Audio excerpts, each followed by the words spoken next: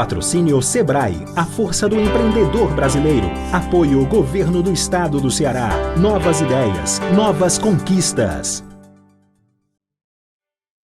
Fortaleza reduziu a taxa de contágio do coronavírus. Mas a pandemia não acabou. Temos que continuar a nos prevenir. Lave as mãos constantemente.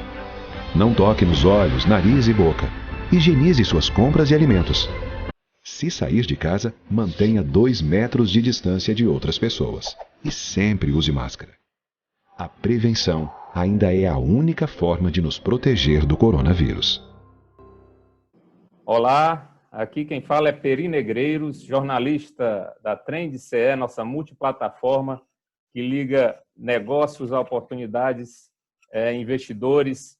E a gente hoje vai trazer o webinário com o tema Contratos Públicos, oportunidade de negócio para as empresas. E a gente tem o prazer de receber aqui os convidados, o doutor Edilberto Pontes Lima, vice-presidente do TCE Ceará, o senhor Dinalvo Diniz, presidente do Sindicato da Indústria de Construção Pesada do Ceará, o Sincope, e o Andrei Aguiar, que é sócio do escritório Aguiar Advogados. A gente vai entrar nesse assunto rapidamente. Já começo fazendo um questionamento para o Andrei, né? E aí, Andrei, como é que as contratações oriundas do poder público podem influenciar positivamente nesse quadro da economia, nesse nosso momento da retomada, Andrei? Eu queria que você falasse um pouco a respeito e depois os outros ficassem à vontade para entrar na discussão. Bom, queria primeiro parabenizar você, Peri, a Trends, pela iniciativa, né, de trazer essa nova plataforma de captação de negócios, para tratar realmente de investimentos no estado do Ceará. Então, queria cumprimentar também o doutor Edilberto Pontes, vice-presidente do TCE, o doutor Dinalvo Diniz, que aqui representa a construção pesada, e dizer, Peri, que nesse momento de retomada da economia, a ação do Estado, lato sensu, e aí Estado, município e governo federal, ela é de suma importância para a atração de investidores e para fomentar negócios, fomentar a economia. Porque as contratações públicas, quer queira, quer não, elas ainda são uma grande possibilidade para fazer girar a economia. O Estado, ele é o maior comprador, naturalmente, dentro do mercado, dado o volume de recursos que possui e dado o seu poder, né, de negociação, de poder econômico propriamente dito. Então, a atuação do Estado, nesse momento, ela é fundamental para a retomada da economia. E é importante até que os telespectadores que aqui estão acompanhando esse debate, que fiquem atentos, empresários, investidores, nas oportunidades que surgem dessa relação com o poder público. Porque no momento onde o consumidor sofreu, né, de um modo geral, com os efeitos econômicos dessa pandemia, né, tendo o seu potencial de compra reduzido, é no Estado, né, é no poder público que as grandes oportunidades eventualmente podem surgir. Então, a função do Estado, e aí eu repriso, lato sensu, né, governo federal, estadual e municipal, ela se torna ainda mais relevante nesse momento de retomada da economia. Dinalvo? Ou não, cumprimentar a todos e, objetivamente, concordo plenamente com o doutor Andrei que o Estado é o maior indutor do desenvolvimento via a construção da infraestrutura. Nós não temos no Brasil grandes obras da iniciativa privada, não existe investimento significativo da iniciativa privada para esse setor. E uma coisa interessante e que nos dá uma certa esperança é que o governo tem quebrado aquele entendimento de que ele tem que fazer tudo. A partir do instante que o Congresso agora aprovou o Marco Legal do Saneamento, está incentivando as PPIs, as PPPs, as concessões e procurando colocar a iniciativa privada como indutora desse desenvolvimento que o Brasil precisa para crescer. Essa é que é a chave. Nós patinamos muito tempo com um pensamento estreito, que o governo é que tem que fazer tudo, que as obras o governo é que tem que tocar e tal, e nos atrasamos. O nosso país não tem infraestrutura para o alcance o passo que ele tem que dar. Então, esse entendimento é muito importante e a gente espera que isso aconteça num curtíssimo prazo para que o Brasil volte a crescer. Temos somente uma coisa a superar, que é vencer a insegurança jurídica que ainda reina aqui no Brasil. Nós não temos normas que sejam seguras, que deem ao investidor a certeza de que o recurso colocado terá o retorno conforme programado e que os contratos serão cumpridos. Esse para nós, hoje, é o maior dilema, fazer com que os nossos contratos tenham segurança jurídica. Doutor Gilberto, você quer fazer algum acréscimo à discussão? Sem dúvida. Eu acho que esse é realmente um tema, é o tema da ordem do dia, e agora na pandemia, e principalmente o pós-pandemia, esse assunto vai ser cada vez mais presente, né? A gente escuta, vê nos jornais aí, inclusive que é um debate no próprio governo federal, duas correntes principais no governo, que defendem pontos de vista diferentes, ponto de vista da atuação do Estado, como o Estado deve atuar qual o papel dele, qual o tamanho dessa participação do Estado para tirar o Brasil desse buraco, né? Todo o problema que ele já estava. A gente pode esquecer que antes da pandemia a gente já estava numa crise muito grande.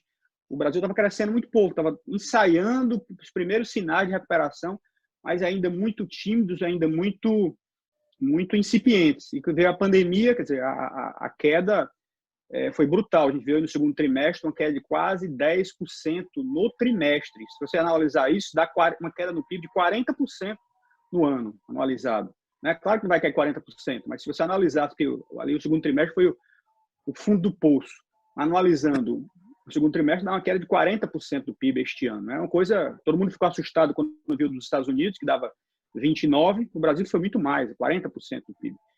Mas o fato é o seguinte, é que o Estado, quer queiramos, quer não queiramos, e isso é dado objetivo, as compras governamentais são mais ou menos 8% do PIB, isso dá mais ou menos 500 bilhões por ano o Estado compra, o Estado, o governo federal, o governo estaduais e os governos municipais. Então, compra de tudo, de remédios, livros, computadores, constrói estradas, faz infraestrutura, enfim, é um grande player da economia, que não se pode ignorar, muito pelo contrário. Então, ele tem um papel-chave na retomada da economia, não tem dúvida nenhuma. Agora, qual o tamanho disso? E os limitantes disso? A lei de responsabilidade fiscal vai impedir, vai dificultar de alguma forma? O teto de gastos. A gente sabe que tem a emenda constitucional número 95, que estabelece um teto de gastos a cada ano. Você pode gastar a cada ano o que se gastou no ano anterior, mais a inflação. Está congelado, então, os valores de 2016. Quer dizer, as necessidades hoje são outras. Esse teto de gastos vai ser mantido, é para durar até 2036, são 20 anos de duração. Vai ser mantido, não vai? E mantendo, ele vai impedir essa retomada do crescimento, essa atuação mais forte do governo, essa necessidade de gastos maiores do governo. Enfim, tem uma série de questões a serem debatidas agora, que são da ordem do dia e que que realmente precisamos enfrentar, que não são fáceis. Mas eu sempre digo assim, olha, vamos olhar, não vamos inventar a roda. Claro que vamos aprender com a nossa experiência, cada lugar tem suas especificidades, o Brasil tem as suas, mas se a gente olha, por exemplo, para a Europa, o que é que eles fizeram? Né? Porque os Estados Unidos, o que eles fizeram? A Europa, se a gente olhar as regras fiscais, o teto de gastos é uma regra fiscal, a própria lei de responsabilidade fiscal é uma regra fiscal, a Europa tinha também suas regras fiscais, e eles modificaram, lançaram uma segunda geração de regras fiscais para adaptar o momento que exigia uma presença mais forte, um gasto mais forte do Estado. Se deixasse as livres forças de mercado atuando, sem a atuação mais forte do Estado, eles não iam conseguir sair do buraco. Tem que seguir esse caminho? Não sei, mas o fato é que a gente precisa levar em conta tudo isso, porque realmente é uma necessidade premente para o Brasil não continuar patinando aí nos próximos anos. Gilberto, aproveitando então o gancho, né, dessa sua fala, você citou aí a lei de responsabilidade fiscal, né? a gente sabe que ela impõe, né, certas limitações, né, para contratações com verbas públicas, né? Então, quais são os riscos envolvidos para quem está pretendendo participar desses certames, né? Eu gostaria que você falasse um pouco a respeito para que o nosso ouvinte, telespectador, internauta, pudesse ter mais abrangência sobre esse tema. Essa é uma questão interessante. Quer dizer, eu acho que é interessantíssimo para qualquer empresário, qualquer setor, lidar com o Estado, tentar vender para o Estado, né? E para o Estado é muito interessante, quanto mais interessados existem em vender para ele, tanto melhor, né? Para o Estado, quer dizer, mais competição, ele vai conseguir condições melhores, como comprador, condições melhores, preços melhores. Então, é um interesse do Estado que haja um maior número de interessados em vender para ele. Agora, quem vai vender para o Estado tem que saber que não é como vender para um outro particular, não é? Para vender para o setor privado. Tem uma série de requisitos que são essenciais para que essa compra aconteça. Primeira coisa, a documentação tem que ser regularidade fiscal, você tem que ter muito cuidado com toda a sua regularidade fiscal, com toda a sua documentação da sua empresa, quer seja uma empresa de pequeno porte, uma média empresa, uma grande empresa, qualquer que seja o setor, e às vezes as pequenas empresas têm mais dificuldade nesse campo, ela precisa estar, isso é fundamental, é essencial, que para fornecer, para assinar contrato, esteja completamente regularizado. Depois é importante, isso é uma coisa, esse é um aspecto importante, muita gente não quer fornecer para o Estado porque tem aquele preconceito, o Estado não paga, o Estado atrasa muito, não é? Se você olhar, por exemplo, no Estado do Ceará, isso está na verdade está na Lei de Licitações e Contratos, lá, que exige a estrita ordem cronológica de pagamentos. Mas no Estado do Ceará, por exemplo, o próprio sistema, o sistema de pagamentos, o sistema de contabilidade, já especifica isso, a ordem cronológica de pagamentos. Quem forneceu primeiro, que recebe primeiro do Estado, e o Tribunal de Contas fiscaliza isso. E o Tribunal de Contas, por exemplo, do Estado tem procurado fiscalizar também isso muito fortemente nos municípios. Não porque é uma regra que o Tribunal impôs, é uma regra da própria Lei de Responsabilidade Fiscal, da própria Lei de Licitações e Contratos. Então, essa é um cuidado muito grande que o Tribunal tem, mas a gente sabe que não é um problema, e muita gente deixa de fornecer para o Estado por isso. Olha, eu não tenho muito capital de giro, então se eu forneço e eles demoram a pagar, eu vou quebrar a minha empresa, não é? Por isso a gente também tem tanta preocupação em exigir o estrito cumprimento da ordem cronológica de pagamentos. Primeiro, porque a exigência é legal, e segundo, que a gente sabe que causa muito impacto para as empresas, muito impacto para a economia de uma forma geral. E fundamental, acho que as pessoas às vezes não atentam muito, fornecer para o Estado é muito bom, mas precisa ter muito planejamento. Porque quando você entra numa licitação e não entrega o que você se comprometeu a entregar, você ganha um pregão, por exemplo, um pregão e uma ata de registro de preço. Aí, quando a administração, depois de 6 meses, perde aquele produto e você não tem o produto naquela quantidade que a administração pediu, você está sujeito a uma série de sanções. Então, também é muito importante para as empresas se planejarem. Quando quiserem fornecer ao Estado, excelente, o Estado fica muito feliz, de uma forma geral, com o maior número de fornecedores. Mas se planeje, né? Se planeje para entregar o que você se comprometeu a entregar, porque senão você pode ter sérios problemas, sanções, diversas ordens, e até ficar proibido de contratar no futuro com a administração pública por certo período, ficar inabilitado. Enfim, uma série de cuidados precisam ter. Agora, a lei de responsabilidade fiscal, mais especificamente, ela é muito mais dirigida ao próprio gestor público, né? São autolimitações, são regras muito mais dirigidas à administração pública, né? O limite de gasto com pessoal, limite de endividamento, limite de operações de crédito, enfim, uma série de requisitos, de regras para a administração pública, que autolimita a administração pública, nem tem nem tanto a ver com o particular. O particular está muito mais preocupado com a própria lei de licitações de contratos, com essas questões, do que propriamente com a lei de responsabilidade fiscal, que são sanções mais para os gestores. E aproveito, nem fiz isso, mas aproveito para cumprimentar a Trends pela iniciativa desse debate, e o doutor André, que esteja com ele em várias ocasiões. Bom dia, doutor André, doutor Divaldo, Dinaldo Diniz, desculpa, e Peri. É um prazer participar com vocês nesse debate. André, você quer complementar o que o doutor Gilberto falou? Eu gostaria apenas, Peri, de ressaltar mais um fator. A lei de responsabilidade fiscal para o investidor, ela acaba sendo um atrativo, porque ela autorregula, né, o funcionamento da máquina pública. Ela faz com que o gestor ele seja mais responsável, o que, bem ou mal, acaba traduzindo também no cumprimento das determinações que estão lá na lei de licitações, com uma ordem cronológica de pagamento. Porque, assim, se não existisse a regulamentação da lei de responsabilidade fiscal, por exemplo, a gente poderia chegar numa situação de descontrole ou de desorganização dos gastos públicos a tal ponto que pudesse dificultar o recebimento, né, ainda mais o recebimento dos recursos por aquele particular, por aquele empresário que está prestando serviço ou vendendo algum objeto ao governo. Então, eu vejo a lei de responsabilidade fiscal como sendo benéfica, como sendo um atrativo a mais para o investidor. Para ele ingressar no estado do Ceará, ele vai saber, ou até no estado brasileiro de uma forma geral, ele vai saber que lá existe uma norma que vai dar um controle maior, que vai dar uma segurança maior, que vai dar uma organização para o funcionamento do estado. E ele vai saber que o gestor estará obrigado a saber que X% dos recursos previstos no orçamento ele deverá gastar com educação, X% tem que ser com saúde, e a quantidade para investimento vai ser aquela determinada e que é em cima dessa que ele vai prestar o serviço, que ele vai vender o produto dele e poderá receber. Até para uma forma de se programar melhor, como o doutor Edilberto bem colocou, né, para ingressar nesse circuito de aquisições públicas, a lei de responsabilidade fiscal é um importante sinal, é uma importante mensagem para o investidor. E o Dinalvo quer fazer algum comentário em cima do que eles vêm falando? Bom, principalmente sobre a cronologia dos pagamentos. O nosso setor de obra pública, nós não observamos, isso não acontece. Nós temos casos de companheiros nossos, lá filiados ao nosso sindicato, que têm recursos a receber de 5, de 6, de 8 anos atrás. Então, essa cronologia não existe, porque o Estado não está há 5 anos, 6 anos sem pagar ninguém.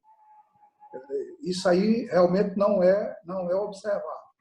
E o grande problema que o nosso setor sente é que uma obra pública, para ser contratada, ela tem uma sequência de atendimentos legais a cumprir.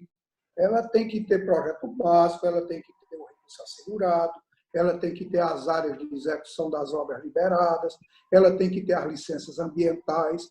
E, normalmente, em 90% dos casos, as obras são licitadas sem atendimento a 1, 2 ou 3 dessas exigências.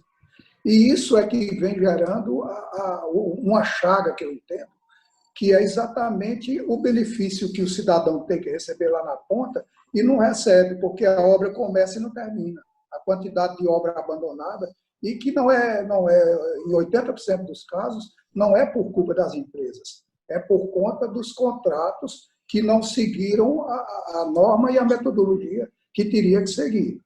Esse é que eu acho que é um grande problema que a gente tem que enfrentar, até se fosse o caso, junto com o Tribunal de Contas, principalmente em relação a essa cronologia. Eu acho que o setor precisa muito de um apoio nesse sentido e mudaria bastante para melhor se isso acontecesse. O Gilberto ele falou sobre esses aportes, né, de pequeno porte, inclusive. Tem um outro paradigma que existe, dizendo que as grandes empresas são as únicas capazes de participar dos contratos públicos, né, dos editais.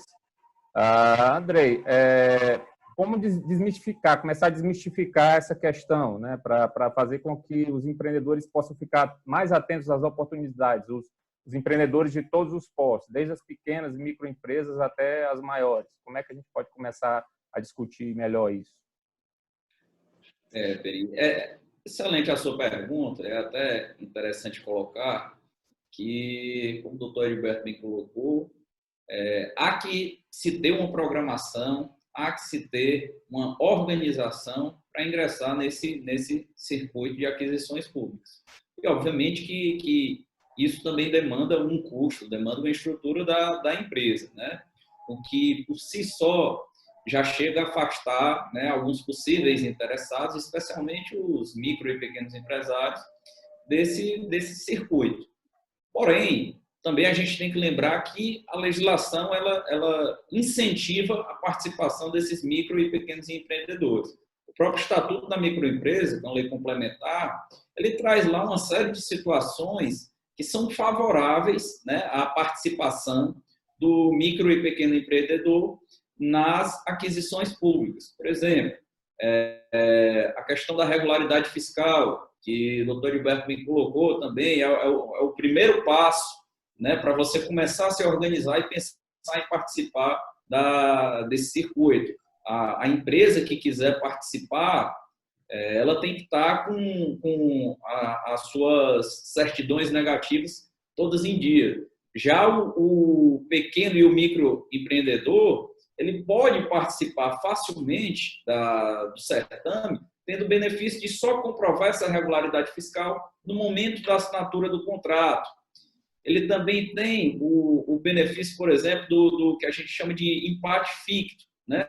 Se nos preços lançados o dele for até 10% maior do que o do concorrente, que não seja micro ou pequena empresa, ele tem a possibilidade de ser contratado ainda assim. Se for pregão eletrônico, esse percentual cai um pouco para 5%, porque o pregão trata de compras comuns, né, de objeto comum, e a própria ideia do pregão é realmente reduzir esse custo. Então, a diferença, o legislador buscou diminuir um pouco mais. Mas, ainda assim, é um grande benefício. Ele ter essa possibilidade de ainda assim, participar com um lance maior e ser chamado, né, para negociar e para ser contratado pelo poder público. Enfim, tem uma gama de mini benefícios ou de micro benefícios que incentivam a participação dos pequenos negócios nesse circuito de aquisição pública. Por exemplo, me recordo agora também as licitações até R$80 mil, elas devem ser feitas com participação apenas entre micro e pequenos empresários. Claro, tem lá as exceções, né? No caso de se tratar de uma situação de inexigibilidade ou de não ter no mercado várias micro e pequenas empresas para competir nesse setor, então você tem que chamar outras. Mas o legislador ele pensou em incentivar e trazer os micro e pequenos empreendedores para esse circuito de contratação pública.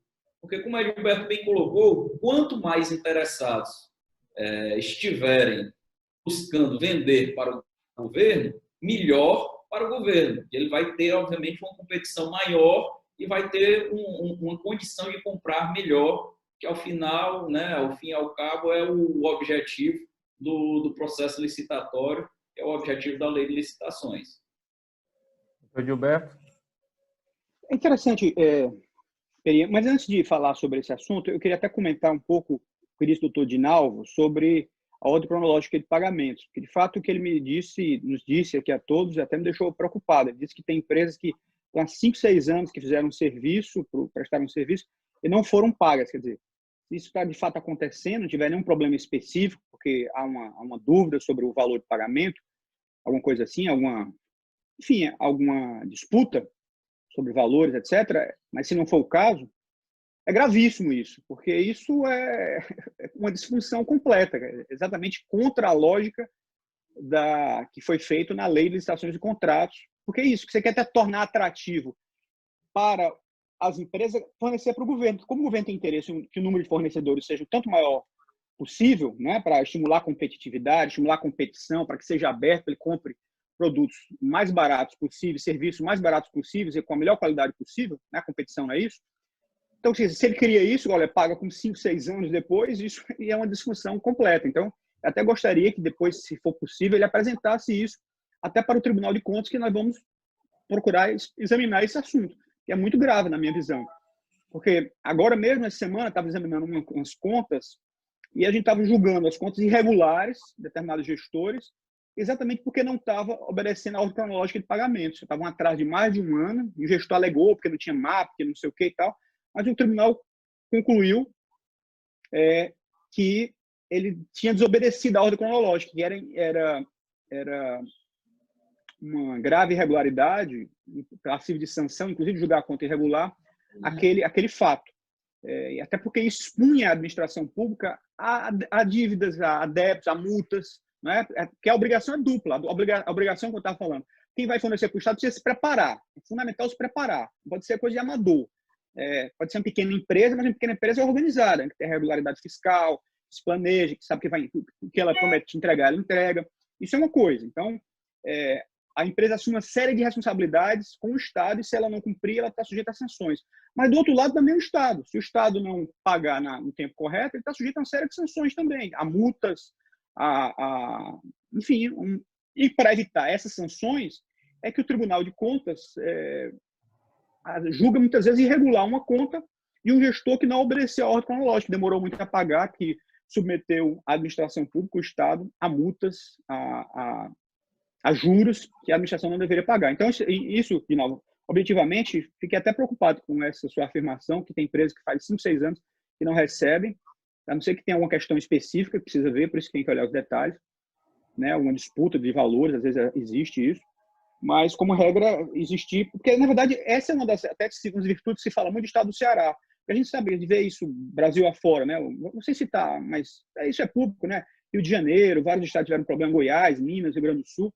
Esses atrasam, por uma série de razões, sistematicamente pagamentos, porque são estados que, por uma série de razões, se desorganizaram, né? Desorganizaram suas finanças e acabam atrasando seus pagamentos. Mas o Estado do Ceará sempre foi considerado um Estado organizado, e quem está dizendo não sou eu, né? Eu posso dizer, porque o tribunal atesta isso, olha as contas públicas e todos os indicadores do Estado do Ceará são satisfatórios, mas a própria Secretaria do Tesouro Nacional também, ela pontua os estados, a sustentabilidade fiscal dos estados, e o Estado do Ceará sempre fica em boa posição, nas melhores posições. Então, não pagar a tempo, no tempo correto, é uma irregularidade muito grave, porque existem os recursos em caixa, é uma exigência legal, autocronológica. Então, tem que ver, eu peço até ao doutor Dinalvo que depois, se for possível, apresente em detalhes isso, que nós teremos o maior interesse em investigar o assunto. E quanto a esse assunto específico, essa sua pergunta, Eri, sobre são grandes empresas que devem fornecer para o Estado. Não, é exatamente o contrário. Quer dizer, há um grande interesse em que as pequenas empresas, as empresas de pequeno porte, até o microempreendedor individual, forneçam para o Estado, porque o Estado compra de tudo, né? Compra remédio, compra livro, compra cadeira, compra móvel, enfim, manutenção de ar-condicionado, manutenção de toda a sua máquina. Então, o Estado tem todo o interesse para isso, em que todo mundo forneça para o Estado. Quanto maior o número de fornecedores, tanto melhor. E criou uma legislação para incentivar isso, né? A Lei Geral da Microempresa foi criada com vários objetivos, né? O objetivo inicial era mais na área tributária. Aí depois você foi expandindo. A Lei Geral de 2006, né, que substitui a Lei do Simples, que é de 96, a Lei de 2006, com suas posteriores alterações, ela é uma lei muito mais ampla. Então, ela tem um capítulo específico para incentivar, para estimular que pequenas empresas e pequenos negócios forneçam para o Estado, com uma série de vantagens que o doutor André já antecipou, mas uma série de vantagens, uma série de estímulos para que isso ocorra, desde em caso de empate, até 10%, você dá prioridade às pequenas empresas, licitações exclusivas para elas, até R$80 mil, possibilidade de subcontratação, até 25% ou 30%, salvo engano, em obras maiores para pequenas empresas e microempresas. Enfim, uma série de mecanismos, de dispositivos foram criados na Lei de Licitações e Contratos, depois na Lei Geral da Microempresa, para estimular esses pequenos negócios a fornecerem para o Estado. Algo a acrescentar, seu Dinaldo? Bom, eu fico satisfeito com o acolhimento aí do doutor Idelberto e vou preparar um dossiê completo dos casos mais gritantes e o procurarei no TCE para discutirmos sobre esse assunto. Foi muito bom esse que aconteceu. Então, acabou sendo oportuno, né? Sem dúvida. Questionamento acabou sendo oportuno. Então, para finalizar o nosso debate aqui de hoje, eu queria que vocês falaram em certidões, né, em coisas que são necessárias para garantir o acesso a esses editais. Eu queria que vocês elencassem, assim, basicamente, o que é mais importante, quais são os pré-requisitos mais importantes para que as empresas possam estar se inscrevendo nesses certames, a peso de hoje, né? Eu acho que, não sei se a ordem, rapidamente, eu acho que a primeira coisa, regularidade fiscal, né? Procurar se regularizar, como já falei antes. Depois se registrar todos esses cadastros, como o SICAF, por exemplo, tem vários cadastros. Isso o Sebrae orienta muito bem quais são os cadastros que as empresas têm que né, proceder ao devido cadastramento, que não é complicado. O Sebrae orienta muito bem isso. Mas é importante que as empresas se cadastrem nesses sistemas todos. Fique atento, né? Até alguns softwares para isso, mas se não quiser, ela pode individualmente acompanhar as licitações que cada administração, que cada órgão faz, né? Depois do cadastramento, Comprasnet, SICAF, enfim, todos esses portais que estão disponíveis.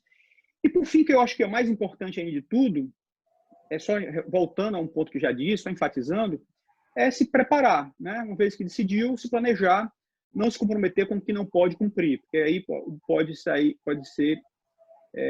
pior para ela, né? No sentido que aparentemente é bom, ganhou, e agora ganhei, mas não tenho como entregar. Então ela pode entrar num verdadeiro labirinto, sujeita a sanções, a multas, a inabilitação. Então se prepare antes, planeje antes, não é nada de outro mundo, é simplesmente dizer, olha, se eu prometi entregar 10, eu tenho condição de fato de entregar 10, né? É só isso, se planejar para cumprir o que foi programado. Andrei? Basicamente é isso. Eu concordo com o que o Edilberto colocou, apenas acrescentaria ler com calma o edital, né, observar todos os pontos, para que você não seja surpreendido futuramente e eventualmente não possa cumprir com o objeto ou com a obrigação a qual você se submeteu. A proposta, obviamente, ela vincula o proponente.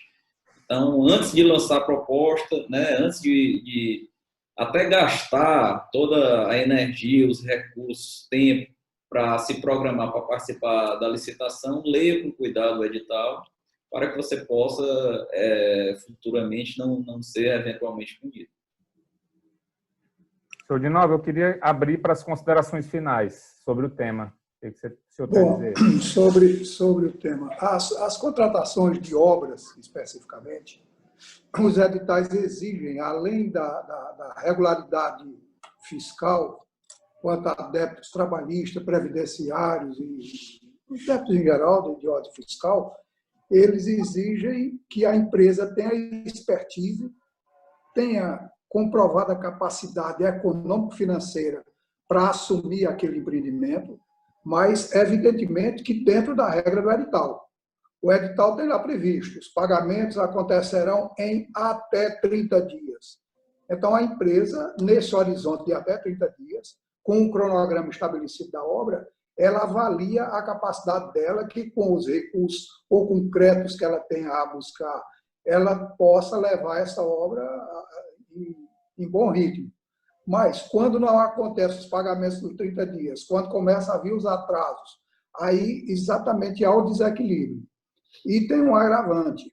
Você, para participar, tem que atender a todos esses requisitos. E todo mês, na hora que você fecha a sua medição, acompanha a medição toda essa documentação exigida na licitação. Então, mês a mês, você tem que comprovar que você está apto com suas obrigações fiscais, só tira a parte de exigência técnica. Mas toda a parte de exigência fiscal, mês a mês, é cobrado pelo órgão. E tem uma coisa que eu acho esquisito, eu colocaria até para os debatedores para me esclarecer sobre o assunto, é que o Estado do Ceará ele tem uma peculiaridade que ele só empenha o valor da medição no mês que aquilo acontece, depois da medição feita. Então, a empresa faz uma medição, ela não tira nota fiscal, ela fica aguardando que o Estado libere uma dotação, libere o empenho, aí é que ele tira a nota fiscal. Então, aquela nota fiscal é tirada mês a mês e ela é paga com uma semana. Só que o serviço está executado lá atrás. Por isso que há essa divergência. A medição é feita, o serviço fica lá nos protocolos dos órgãos, mas o documento hábil de cobrança fiscal, que é a emissão da nota, quem sinaliza é o governo na hora de fazer o pagamento. Então, talvez seja por isso que o Estado do Ceará é muito bem avaliado nos pagamentos, porque as notas fiscais são emitidas e pagam num prazo pequeno. Mas são notas fiscais que se referem a serviços executados no período bem anterior. Isso é que eu queria questionar, colocar para os debatedores, porque, no meu entendimento, isso é até uma burla à lei de responsabilidade fiscal. Se eu não tenho os registros, eu tenho apenas anotações internas do órgão, eu não tenho os registros, porque não foi emitido o documento de cobrança, que é a nota fiscal, então aquela dívida não existe. Eu entendo dessa maneira, não sei se estou errado. Andrei, fique à vontade para comentar em cima do que o seu Dinalvo lançou aí. Na verdade, assim, os casos específicos, acho que a gente tem que verificar a cada situação. De um modo geral, né, o que se tem é o pagamento após a medição e, assim, das notícias que temos aqui do Estado do Ceará, tem funcionado mais ou menos dessa forma. Mas, claro, como eu não sou do setor da construção civil, né, e nem da construção pesada, e, de igual modo, também não analiso as contas do Estado, como o doutor Edilberto, a gente está falando apenas genericamente da situação. No caso concreto, eu acho que o doutor Edilberto pode até detalhar melhor como tem sido a experiência lá no tribunal do que eu. Edilberto? Pois é, então tem que analisar essas especificidades. Por isso que é importante esse diálogo. Sempre é importante a gente sentar à mesa e dialogar e ver onde é que tem um problema. Porque a própria Lei 4.320, que é a lei do direito financeiro, que é a lei que regula todo esse processo de empenho, de pagamento, né? Ele diz quais são as fases. Primeiro, você observa, para ter um empenho, é preciso ter um crédito orçamentário, ou seja, o Poder Legislativo autorizou aquela despesa existir, né? O Poder Legislativo autorizou. Aí se faz o empenho daquela despesa. Então, em fase seguinte, depois do empenho, se liquida a despesa. O que é a liquidação da despesa? Se observa, o gestor público observa que a despesa efetivamente ocorreu, ou seja, ele foi lá, mediu a obra, não é? Olha, era para construir 5 quilômetros, foram construídos 5 quilômetros, de acordo com as especificidades que foram acertadas, ok. Então, isso chama liquidação da despesa. Após essa fase, é que se faz o devido pagamento, né? Após a liquidação da despesa. Se está tendo algum ruído aí, precisa ver as especificidades. Era até bom uma conversa com o doutor Dinalvo, para a gente ver exatamente o que é o ponto que ele está levantando. Mas, até foi o caso do tribunal de fazer uma auditoria e verificar em loco esses procedimentos do Estado, se estão em conformidade com o que eu acabei de falar. Como regra, é isso que eu acabei de dizer, né? As 3 fases da despesa. Da fase anterior, que é a própria autorização orçamentária, que é o crédito. Depois, o empenho, que é quando você, olha, separei lá dos meus créditos orçamentários esse tanto aqui para fazer aquela despesa.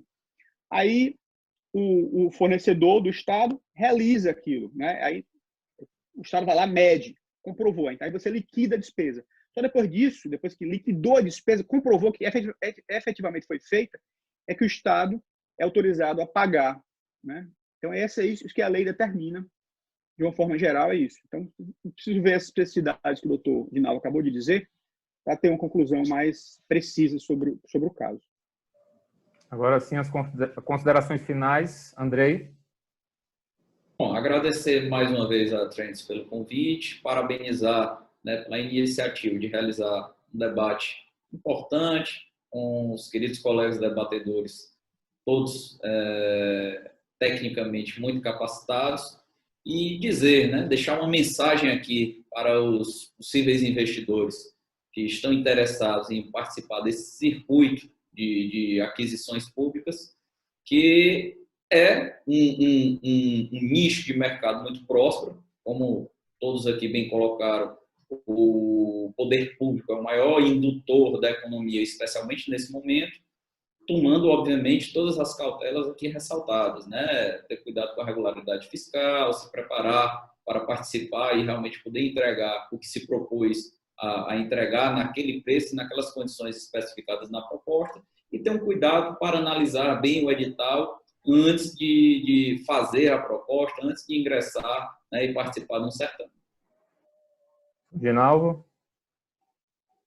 Agradecer a oportunidade e me colocar à disposição e aproveitar o gancho do doutor Alberto para afinar esses pontos que eu entendo que são relevantes e que realmente nós precisamos sintonizar. Muito obrigado. Doutor Gilberto? É isso, também agradecer o convite, cumprimentar a Trends Ceará pela iniciativa. Acho um debate muito relevante, muito importante, foi muito interessante. Cumprimentar o doutor Ginalvo, o doutor André e você, Peri, pela mesa, enfim, pela discussão, pelo debate. Acho que é extremamente relevante, é de fato um interesse muito grande da administração que tenha mais e mais interessados em fornecer para ela, e para que esse interesse seja bom, quer dizer, o nível de burocracia tem que ser o mínimo possível, só aquele estritamente necessário. A administração tem que pagar a tempo, por isso que é tão importante, por isso que eu enfatizei tanto aqui a ordem cronológica de pagamentos. É importante para poder pagar bem, estar organizado financeiramente, porque quem não está organizado, o Estado que não está organizado financeiramente, né? Se o ente público estiver organizado, como é que ele vai conseguir pagar? Acaba atrasando salário de servidores, acaba atrasando salário de fornecedores, por isso que é tão importante a austeridade fiscal, o equilíbrio fiscal, é um pré-requisito para isso tudo funcionar bem. Então, é isso, eu acho que é importante esse debate e que tenhamos outros. Sem dúvida. Meus caros, só posso agradecer pelo tempo de vocês, né, pela sapiência no debate, e aos caros internautas, o meu até logo e um abraço a todos. Fortaleza reduziu a taxa de contágio do coronavírus. Mas a pandemia não acabou. Temos que continuar a nos prevenir. Lave as mãos constantemente. Não toque nos olhos, nariz e boca. Higienize suas compras e alimentos. Se sair de casa, mantenha 2 metros de distância de outras pessoas. E sempre use máscara. A prevenção ainda é a única forma de nos proteger do coronavírus.